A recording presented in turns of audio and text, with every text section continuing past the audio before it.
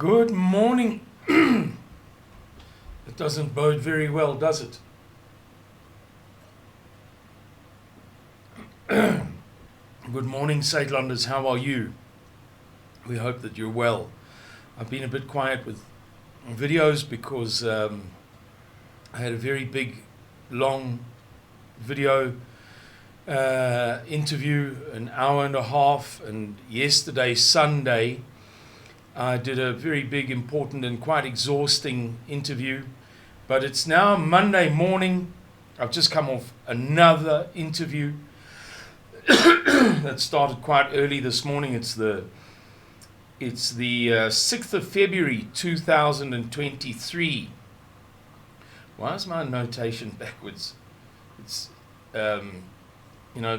when you write the 6th of the 2nd of 2023, it says 2023-02-06. Anyway, guys, I'd like to talk to you this morning about an event from a couple of weeks ago already that was reported in various outlets. We're gonna use mybroadband.co.za, which is not a bad website. They really sometimes are very much ahead of the curve in reporting interesting things, although they're not one of the better known news websites in South Africa. The article reads, South Africa loses permission to import nuclear fuel for Koeberg from the US. Can you believe it? What a dramatic thing to say.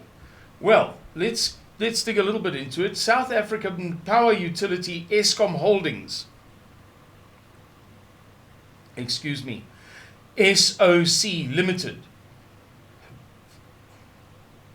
is examining how the suspension of a pact that enables it to import nuclear fuel components from the US will affect its sole atomic plant.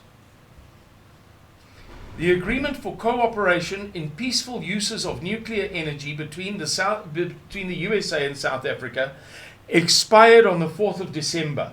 That resulted in Westinghouse Electric Company losing its license from the US Nuclear Regulatory Commission to export fuel assembly components to Eskom's Koeberg plant near Cape Town.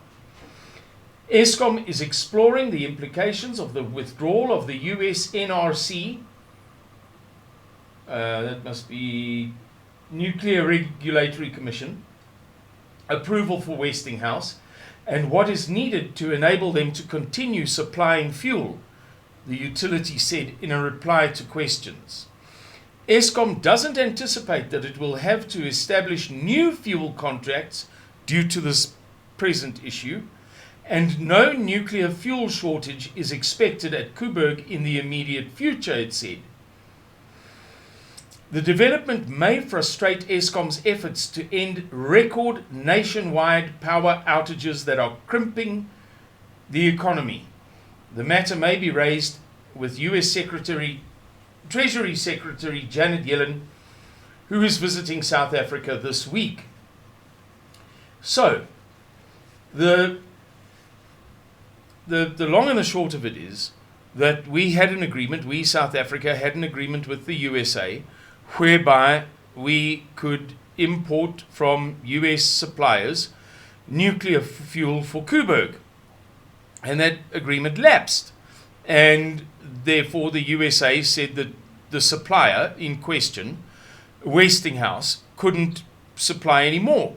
So the real question is, why did that agreement between South Africa and the USA lapse?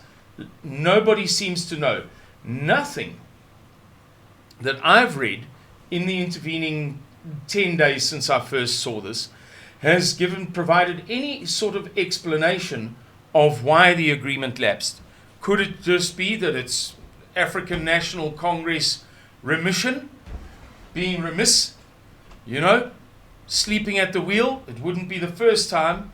It wouldn't be the first time that somebody else dealing with the African National Congress believed that there was urgency required in a certain matter and that it must be attended at once.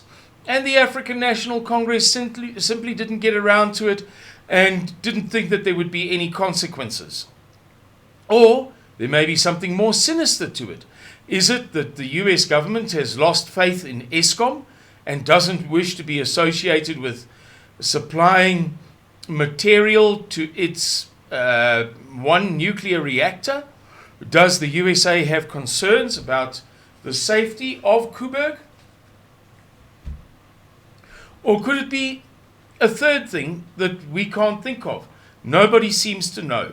My voice is quite talked out from this morning's interview. There we go. So I'm not going to dwell on this subject too much longer.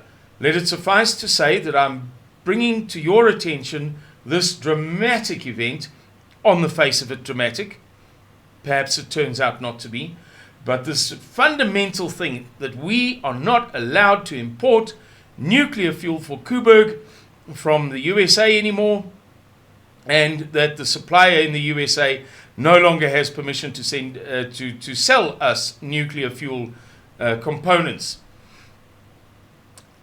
The last thing I should mention, in the spirit of honesty, is that France's Framatome